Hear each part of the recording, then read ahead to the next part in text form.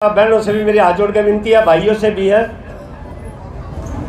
मैं माननीय राष्ट्रीय अध्यक्ष नरेश टिकैत जी का और राकेश टिकैत जी का और राष्ट्रीय महासचिव युद्धवीर जी का संदेश आपके बीच में लेकर के आया हूं। और मैं अपना संदेश रखने से पहले मैं इस मिट्टी को, आंदोलन की मिट्टी को, खटखट टोल की मिट्टी को अपने माथे से लगा करके आप सबका बहुत आभार व्यक्त करता हूं। और मैं ये समझता हूँ आंदोलन सारी जगह पे है, सभी टोल पे है, पूरे देश में है, दिल्ली के बॉर्डर पे भी है। लेकिन जिस पवित्रता के साथ, जिस हिम्मत के साथ, जिस सच्चाई के साथ, जिस ताकत के साथ खटखट टोल का जो मेरा आंदोलन है वो सिरोधारी है पूरे हिंदुस्तान के अंदर।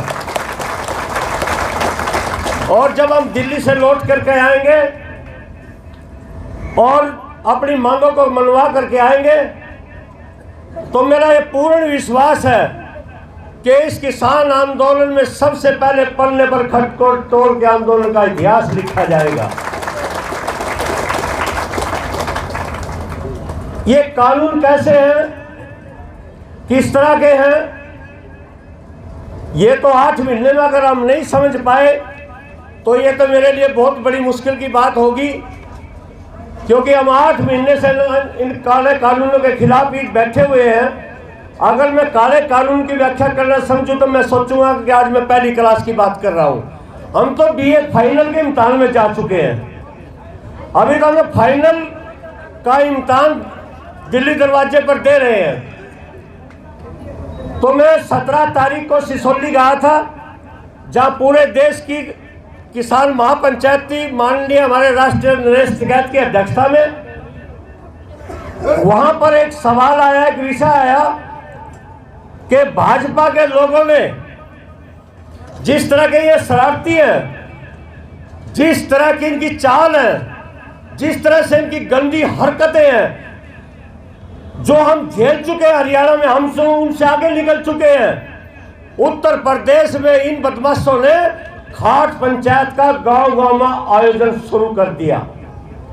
लेकिन जब तक ये अपने मंसूबे में ये पास होते, सफल होते, उससे पहला हमारे उत्तर प्रदेश के किसानों ने माननीय नरेश टिकैत की अध्यक्षता में उस खाट को मुंडी मार दिया।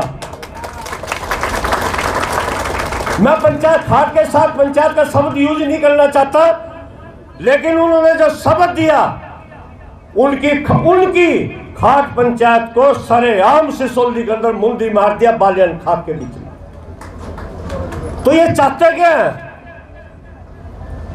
निर्लज होगी है सरकार। हरी हिम्मत है मेरी बिरादरी में, मेरी बहनों, मेरे भाइयों में। मुझे नहीं लगता वो दिन दूर है जब हम जीत करके आएंगे। हम जीत के निकट हैं, इनकी पैरों तले की जमीन खिसक गई है। और जो दवाई माननीय राकेश टिकैत जी जो बंगाल में दे करके आए हैं, बंगाल में तो इनका कुदरत थोड़ा सा ठीक हो गया। अब हम सिसोली में बात कर रहे थे, उत्तर प्रदेश में शायद वह दवाई काम नहीं करेगी, इनके लिए लोहे वाला इंजेक्शन तैयार करेंगे उत्तर प्रदेश में, वो 5 तारीख को देंगे। इन भाजपा वालों की बीमारी कट जाएगी। जो इनका किसान विरोधी बीमारी है वो इस टिक्के से कट जाएगी और फिर इनको कुछ आराम होगा और फिर वो खटखट टोल पे आपके बीच में आएंगे। जब इनका आराम हो जाएगा फिर कहेंगे बताओ आगे और दवाई ना दे दियो, और टिक्का ना ला दियो, अब बताओ आपका मर्ज क्या है। इसी टोल पे वो आएंगे इस इंजेक्शन के बाद। वो टिक्का क्या काम करेगा? हमारा राष्ट्रीय नेतृत्व निकल पड़ा यूपी और उत्तराखंड के मिशन के ऊपर। पूरा संयुक्त मोर्चा, पूरे मेरे संयुक्त मोर्चा के किसान नेता वो निकल पड़े उत्तर प्रदेश और उत्तराखंड के मिशन पे।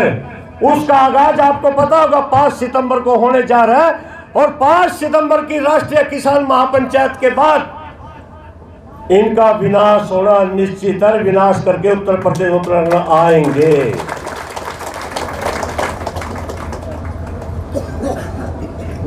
इस सरकार को कितना घमंड है, ये सरकार कितनी निर्लज है।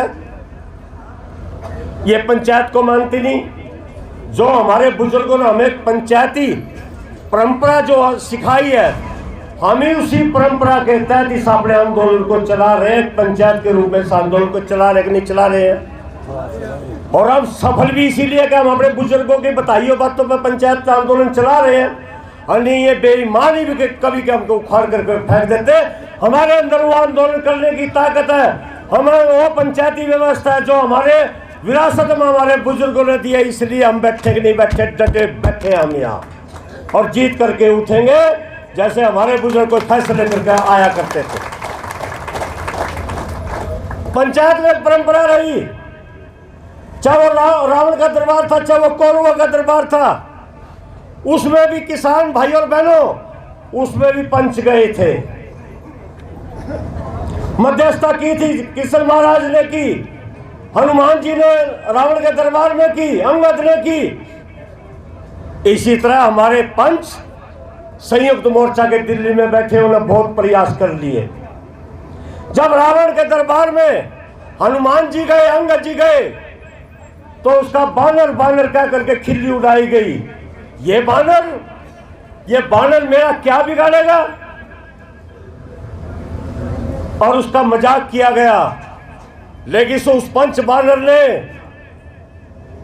अपनी बुद्धि से और अपने विवेक से उसकी लंका भी चढ़ाई, उसका विनाश भी करे और खिल्ली का जवाब दिया। इसीलिए ये मेरी पंचायत भी उसी तरह का इस अहंकारी मोदी को जवाब देगी। ये रावण भी जलेगा, इसकी लंका भी जलेगी। और जो एक शब्द दिया गया राकेश टिकैत जी की तरफ से, इसने लाडा करके गुजरात में छोड़ गावेंगे, छोड़ गावेंगे, छोड़ गावेंगे।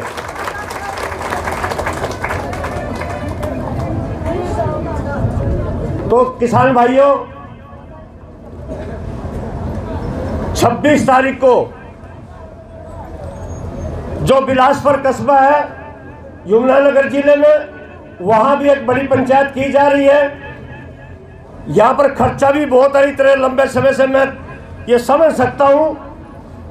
तो वहाँ तो पंचायतियों के रूप में बिलासपुर आ जाना, मैं नहीं कहूँगा ज़्यादा बसें करके वहाँ क्षेत्रीय लोग करेंगे वो इंतजाम। लेकिन जो मैं नौंदा 5 सितंबर का लेकर के आया हूँ आपके बीच में, भाई 5 सितंबर ना घाट ना गाल दियो, क्योंकि आन बान शान की पंचायत होने जा रही है। और 5 सितंबर से इस भाजपा विनाश का दिन साबित होगा। इसलिए मैं उसमें पल्ला पसार कर आप पूरी पंचायत से, बहनों से ये भीड़ की भीख मांगने आया हूं कि 5 सितंबर ने जो मुजफ्फरनगर के अंदर GIC ग्राउंड के अंदर जो राष्ट्रीय महापंचायत है, उसमें कसर न रख दियो।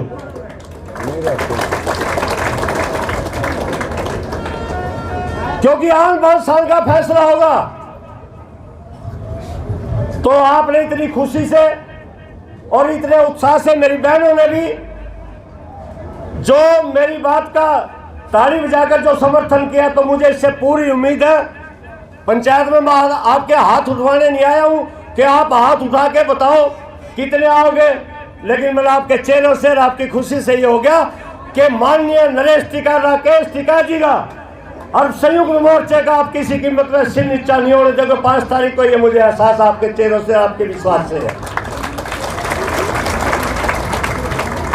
मैं अंत में सिर्फ आपसे एक बात कहना चाहता हूं कि कई मेरे मोदी के अंधभक्त, भाजपा के पिट्ठू और मेरे परिवार के नालायक आदमी ये बात कह देते हैं जमीन कैसे चली जाएगी। भाई कौन ले लेगा जमीन ने?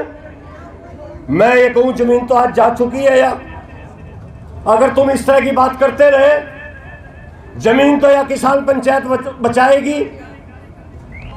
आज हम जो खेती करते हैं, आज की खेती में जो हमारे पटवारी पे कागज है, बहनों को तो कम पता होगा, भाइयों को तो पता है। आज जमाबंदी में जमीन बैंकों के नाम लिखी है कि नहीं लिखी है बताओ? मैं तो आज भी जमीन का मालिक नहीं। और जब ये बेईमान कंपनी के लोग आ जाएंगे, ये तो आपके लगते क्या है, तो 6 महीने नहीं लगने देते, सारी जमीन अपने नाम कर लेंगे। आज भी जमीन मेरी नहीं, आज भी बैंकों की है, आज भी साहूकारों की है। तो जब ये काला कानून लागू हो जाएगा तो फिर कैसे मालिक रह जाएंगे हम? मैं उनको ये जवाब देना चाहता हूँ।